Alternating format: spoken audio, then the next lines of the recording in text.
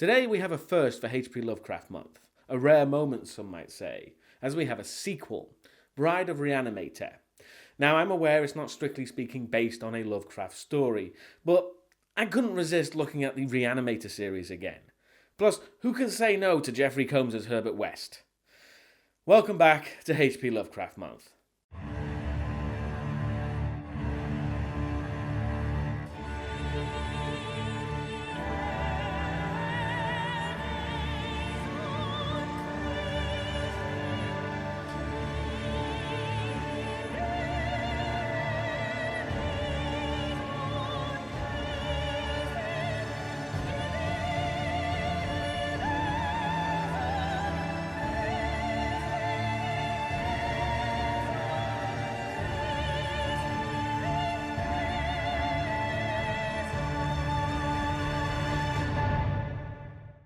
It was pretty obvious when I did the first Re-Animator film that it wasn't really for me. But I still saw it as both technically brilliant and in some ways certainly deserving of its cult status. So call me a glutton for punishment, but I really wanted to see where this series went, considering that almost all the characters died, including West, at the end of the first film. Yeah, they don't really address that.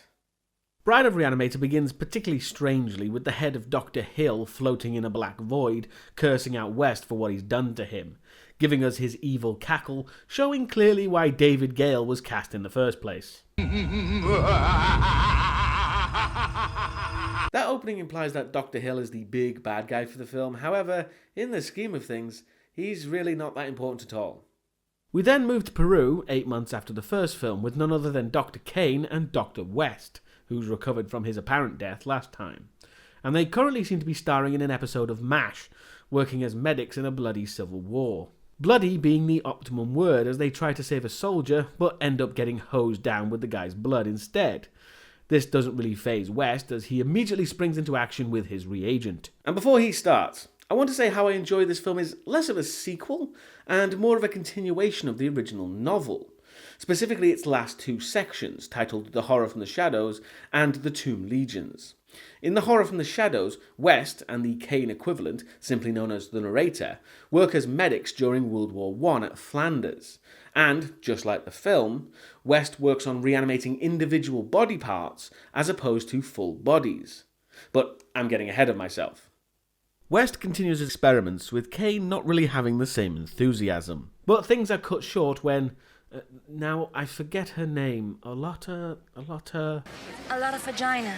Francesca, that's it. A journalist, telling everyone that the enemy has stormed the base and to retreat. She also gets a glimpse of West disposing of another of his test subjects. And he still hasn't learned his lesson by now. And West decides now's the time to lecture Kane on his ideas, mainly how a Peruvian lizard is key to improving his research. But frankly, West is more concerned with his god complex at this point. We will create new life. Which is pretty much exactly where the book version of West was at this point, especially his theory on reanimating individual body parts.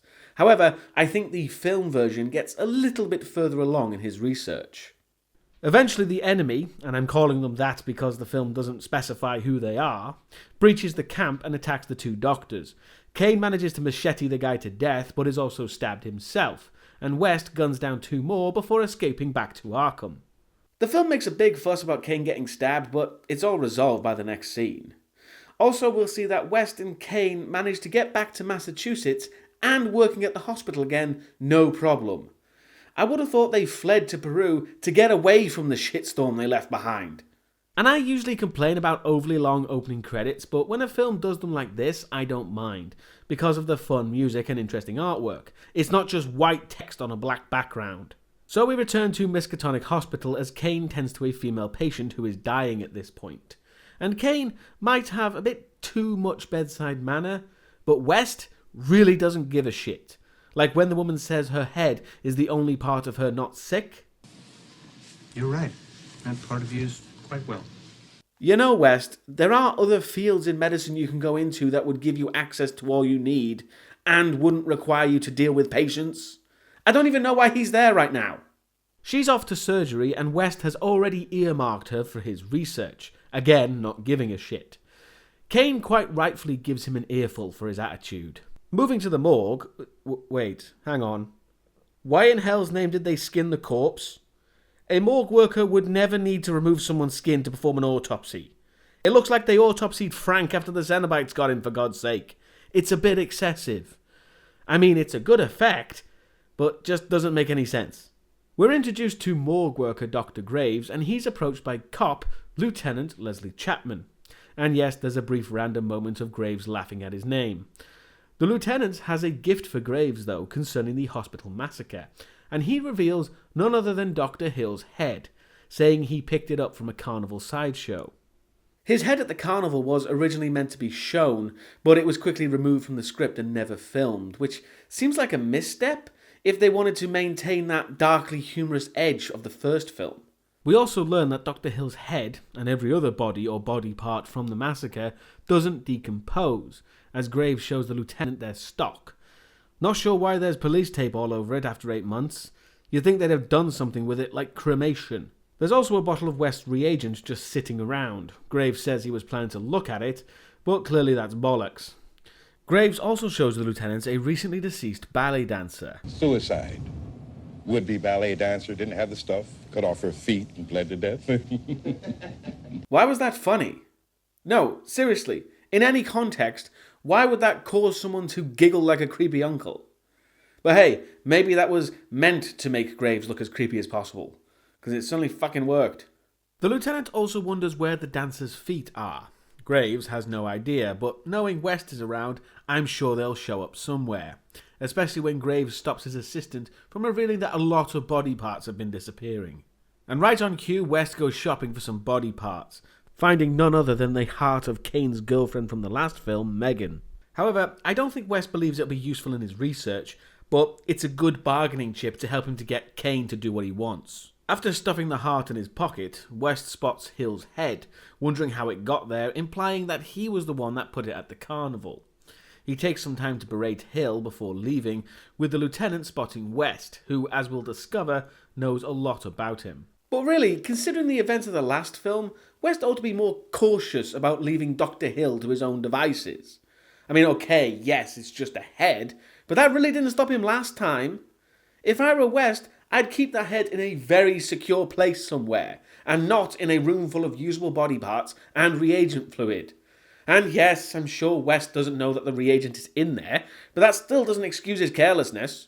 That night, Kane returns home looking for West, finding the place strangely empty, but he does find the ballerina's feet, just before West spooks him, showing Kane that the house is adjacent to an old crypt.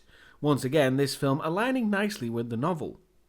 West continues his work dumping some chemicals in a jar, creating a toxic gas, which according to Jeffrey Combs is no effect. It really was a toxic gas they had to be really careful with. And West shows why when he douses a rag in the gas and smothers one of the Peruvian lizards. And the gas is so deadly, the lizard instantly goes into rigor mortis. Look at that, practically turned it into plastic. Phew, nasty stuff. But anyway, West extracts the amniotic fluid from the lizard to brew a new batch, as this ingredient will take his reagent to the next level. And it's also a really nice effect. Once more for this film, the reagent is just plain old glow stick solution. However, it's separated into 2 parts, so they glow when combined. Simple, but very effective. So now with his new and improved reagent, West tries something rather unconventional with it, as he attaches some fingers and an eyeball together. However, Kane stops West's maniacal mad scientist giggling when he tells him he's moving out. The conversation is over when West brings his monstrosity to life, leading to another argument about not playing God. But West, of course, enjoys this role, so reveals the ace up his sleeve. Meg's heart. Showing Kane Megan's heart gets him on West's side, with the promise of using it for his own Frankensteinian creation. Which personally I would say makes West even more of a villain this time round. In the first film you can argue that he was blinded by his own quote-unquote genius, and everything got out of control. But this time round he knows exactly what he's doing, and he doesn't give a shit about Megan or what Kane wants. It's all just a means to an end for West. He's manipulating everyone around him to fulfill his own goals. Sounds like a villain to me. Kane is reluctantly on board, but is worried about unwanted attention from the authorities. Oh, the police will never come here. I think that's fate calling to tell Kane not to trust a word West says. He goes to answer the door just as West notices his little pet has gone missing, so that'll be fun. And upstairs, the lieutenant enters the premises completely uninvited, with no reason, which even I know he's not allowed to do, and starts asking questions of Kane and West, but it's less about police work and more just general intimidation. And of course, the finger pet scurries about, forcing Kane to chase it around. The lieutenant makes references to both missing body parts and patients at the mental ward of the hospital that West was involved with. We'll see them later. The comedy of Kane and the finger pet is cut short, though, when the cop unknowingly squishes it like a bug before leaving. Now, that wasn't just some bug. That thing consisted of fingers, metal wire, and an eyeball. So, frankly, I'm surprised he managed to crush it so easily. And I'm also surprised that he didn't even notice while doing it. Back at the hospital, Graves has started experimenting with the reagent and injects a dissected bat with it, which inevitably goes mental, until the doc rather cruelly cuts its wings off to flail about lamely. He doesn't even try to put the thing out of its misery. So Graves is very much in the mentality of West from the first film. He has no idea how dangerous this stuff is, but he's going to mess with it regardless, and not surprisingly, cause a lot of problems for the film later on. Also, West and Kane waste no time in procuring body parts, stealing an entire woman's corpse. You'd think checks and balances would be in place so it's not easy to turn the place into a deli market. And right on cue, Graves is about to make things worse when he injects Hill's head with reagent, reanimating it. And Hill recognizes Graves almost immediately from a seminar he presented, the subject of which is very telling to Graves' personality. Your theory of reconciling creationism with the origin of disease. So with the mention of creationism, it's clear that Graves is a hardcore Christian and wants to combine religious doctrine with science, which explains why he's so willing to experiment with the reagent, as he has a literal resurrection miracle in the palm of his hand that could potentially prove him right. Of course, the only problem with this character analysis is that Graves pretty much doesn't do anything else, and then disappears from the film entirely. Oh, but what did Dr. Hill think of his seminar? Totally idiotic. Well, that's not unexpected, really. Graves' assistant shows up, and he takes the opportunity to try and show off the newly reinvigorated head. But of course, Hill goes all Toy Story on Graves, making him look like, well, more like a crazy guy. Once the assistant wisely gets out of there, Hill makes it clear that he's the one in charge, getting Graves to help him in his crusade against West. But really, West isn't doing himself any favours when he takes the stolen dead body out the front frickin' door of the hospital. I thought this guy was smart. And they're almost rumbled when a dog nearly knocks the corpse over. It turns out the dog is Francesca's and she's randomly decided to show up. West then gives some advice that I can't really disagree with. Don't let the little head rule the big head, Dan.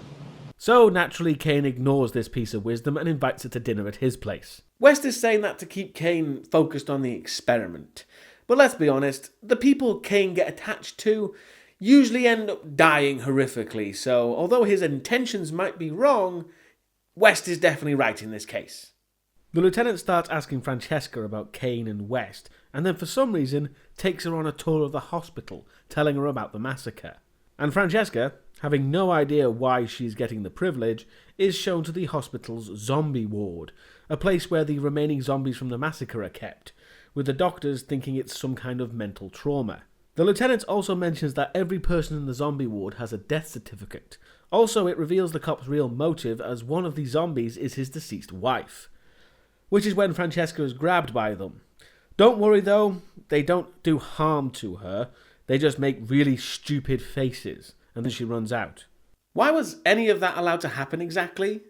Zombie or not, a mental patient who is clearly severely disturbed shouldn't be allowed near anyone, for exactly the reason we just saw. Also, why was only one of those zombies in a straitjacket? Francesca recovers and the cop tells her why he's suspicious of Kane and West, and it's mainly because they were the only survivors of the massacre. Oh, and also, after mentioning that Dr. Hill's head was twitching unnaturally, he says, Daniel's girlfriend was Meg Halsey, the dean's daughter. And Daniel was found with her dead body in his arms, twitching like that blasted head. Wait, so Kane did give her the reagent? So what the hell happened to her then? And how is she now reduced to nothing but a heart?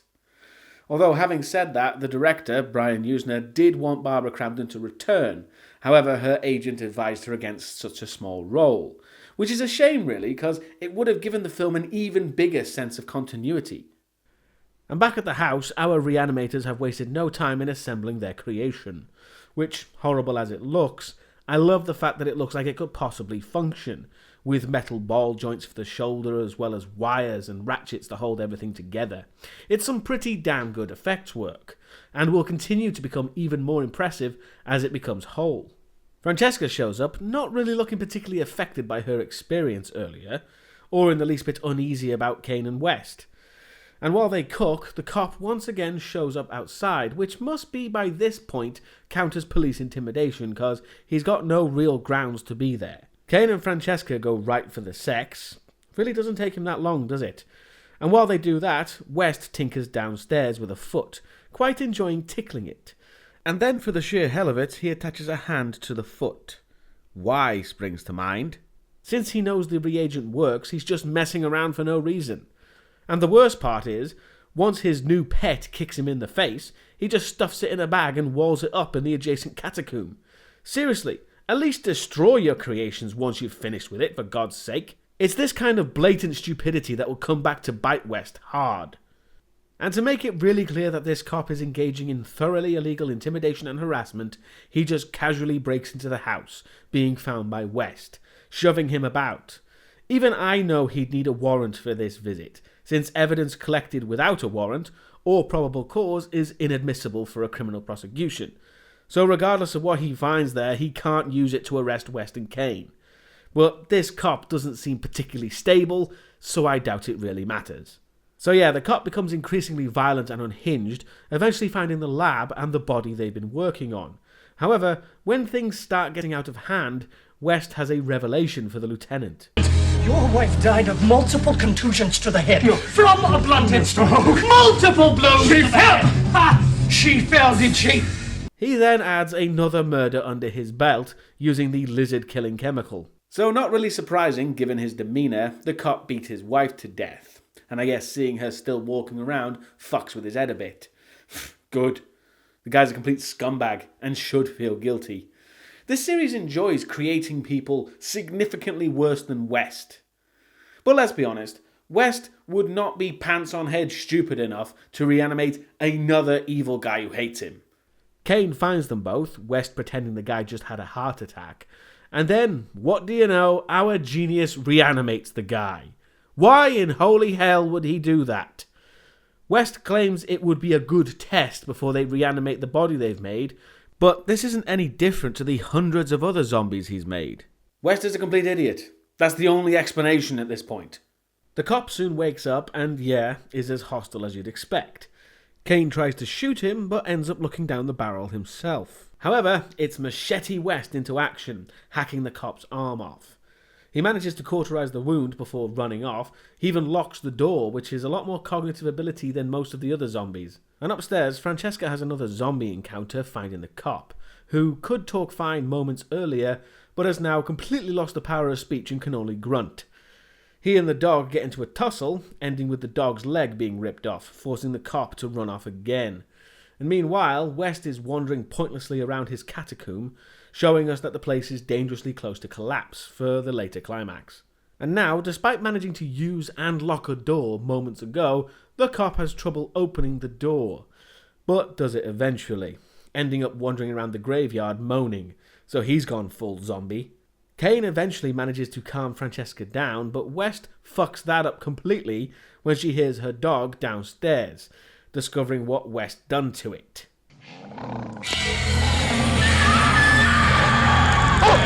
Causing Francesca to run away from both of them in disgust. Seriously, West, what is the point in that crap? At the very least, it's a waste of reagents, and at the very worst, it's creating more and more potential threats that time and time again you've shown zero control over.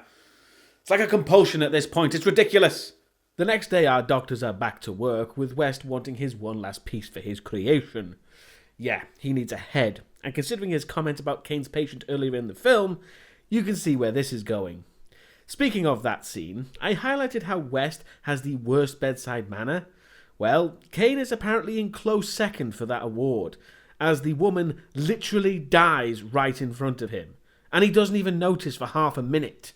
And you can almost hear fate laughing their arse off as she dies seconds after Kane tells her he thinks of her as Megan who lived.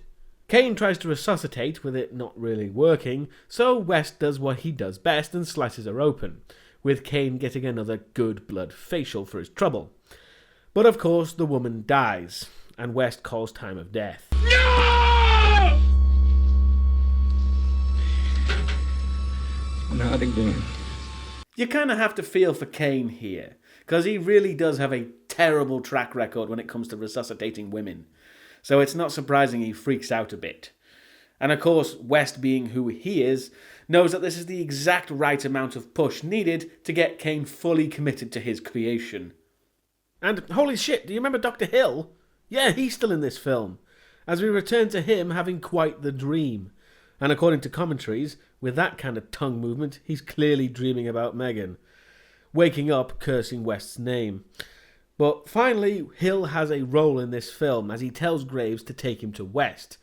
For refusing to help, he bites Graves and just summons the lieutenant and every other zombie to help him with his plan. This is actually something that was planned for the first film, where Hill was supposed to have some kind of power over people and zombies. It was mostly gone in that film, but here he seems to be some kind of zombie king. So why the hell has it taken him this long to use the ability? Graves has had enough of Hill, shutting him up with an apple in his mouth and throwing him in the bin. Why, for God's sake, doesn't anyone in this film think of destroying these reanimated corpses? Also, it was the original reagent that brought Hill's head back to life, so why doesn't he need a constant supply of blood anymore? Anyway, with everyone out of the room, West has managed to get his final creature piece, as he surreptitiously gets rid of the now decapitated body, having it cremated immediately. You'd think someone would notice that kind of thing, but hasn't stopped him before, so to hell with it. Back at the house, West reveals the new addition to the creature, freaking out Kane with the woman's head, not wanting to continue. But as I said, West manipulates masterfully as he tells him all the parts that went into the body, and two that I really have to question. These legs walk the streets, the womb of the virgin, struck down before tasting the pleasures of life. So, hooker and virgin parts in the same body. Now, as the film has established that each particular body part has its own consciousness, that's going to lead to a seriously confused creature. Frankenstein had enough problems with his creature, and he didn't have any of these kinds of complications. West really isn't making it easy on himself.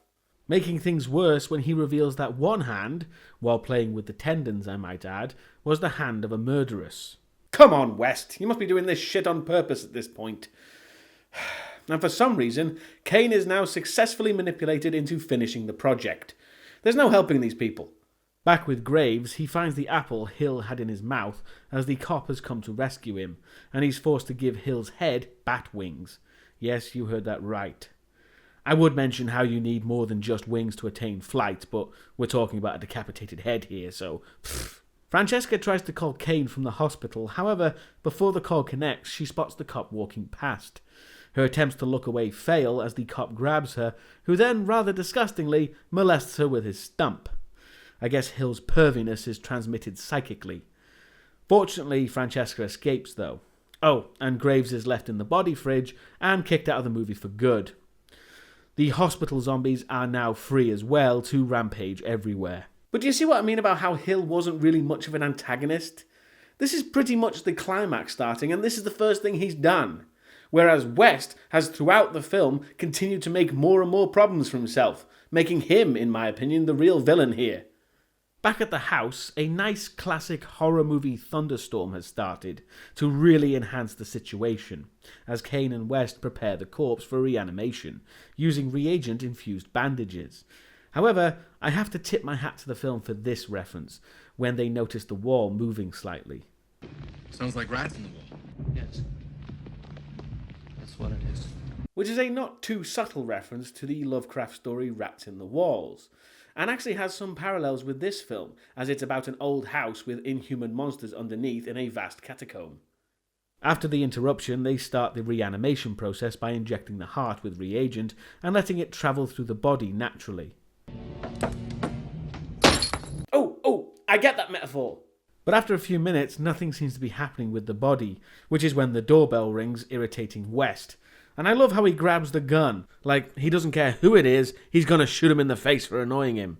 However, at the front door, there's only a box waiting for West, which he brings into the house, without even checking what could be in the suspicious-looking wooden crate, evidently forgetting the school lessons about the Trojan horse. At the same time, Francesca has showed up, finding the house is surrounded by Hill's zombie henchmen, and inside, West opens the box to find a flying head loose in the house.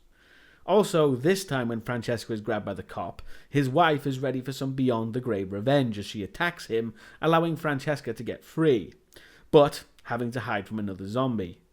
In the basement, Kane is completely unaware of the literal siege, but hell, the body now has a person's head instead of a fake head, so we know she's gonna wake up now.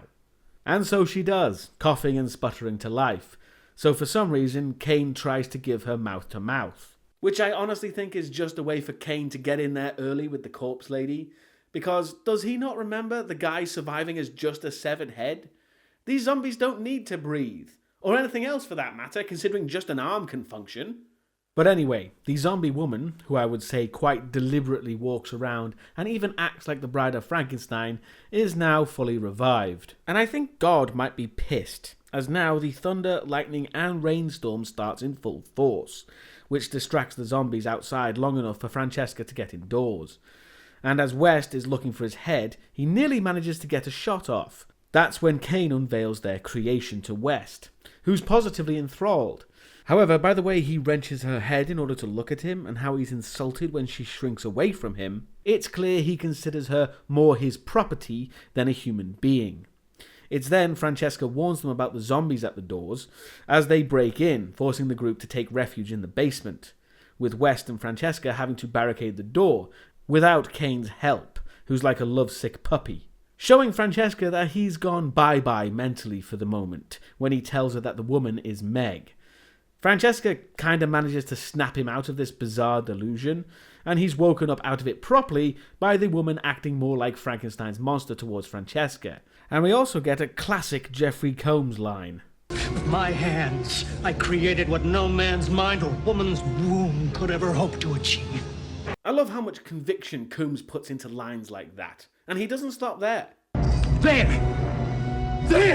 is my creation. West at this point practically equates himself to God. Yeah, when people use the phrase playing God, West is who they're thinking of. But that's when the shit hits the fan as the creature becomes violent towards Francesca, and they fight, with West routing for his superior being, as he calls her. Forget it, Dan. She's just an assembly of dead tissue. Wait, what the hell? West changed his tune pretty bloody quickly. One minute he's calling her a superior being, the next she's cast aside instantly. There wasn't even a reason for him to do that. It's just so goddamn random. And this doesn't really sit well with our creature, as she first tries using those hooker's legs on Kane, but when he rejects her, well, she literally tears her own heart out for him. And as the zombies get into the basement, the creature, in an incredibly shocking and well done piece of effects, falls apart gruesomely. Although, considering how these zombies work, those pieces would still technically be alive. After this, West decides to scarp her pretty sharpish, going through the catacomb, but being stopped by the goofy-as-hell image of Hill's flying head. And rather unsurprisingly, all of West's creations come out of the woodworks to take him down, as Kane and Francesca are dragged into the catacombs with him. However, the confrontation is short-lived as the place collapses onto all of them, with West once again presumed dead. Don't worry, he's fine. Kane and Francesca climb out of the rubble, and the film concludes with Hill's head being buried alive and screaming, and the final poignant shot is when Megan's heart stops beating. So there you go, Bride of Re-Animator. And I know this is going to be an unpopular opinion, but I actually prefer it over the first film. Despite being a sequel, it's actually more of a continuation of the original story, Herbert West Re-Animator, with the ending, apart from the lady monster, being identical to how that story ends, so I commend it for that. And I think one of the reasons why I prefer this film to the first one is because the comedy is very much downplayed, with the over-the-top goofiness of the film all but gone, except maybe Hill's flying head. And what we're left with is a really interesting look at Herbert West's descent from a naive genius to a real mad scientist who experiments not for scientific merit, but just because he gets a kick out of it. Which of course Jeffrey Combs plays masterfully well. You can tell he's having a lot of fun with West's character and enjoys the hell out of the part, with Kane as his sort of straight man, reacting to the batshit craziness he gets up to. So yeah, once again, I'm pleasantly surprised at how much I enjoyed a film, and in my honest opinion, a rare example of a sequel being better than the first film. So, that's one more film to go in Lovecraft month, and for next time, like we always do, we'll be looking at a film that's not really based on any Lovecraft story, but more what I think brings new life and creativity to the mythos. Well, that's the theory anyway. We shall have to wait and see if that's how it works out. Thank you very much for watching, and I'll see you next time.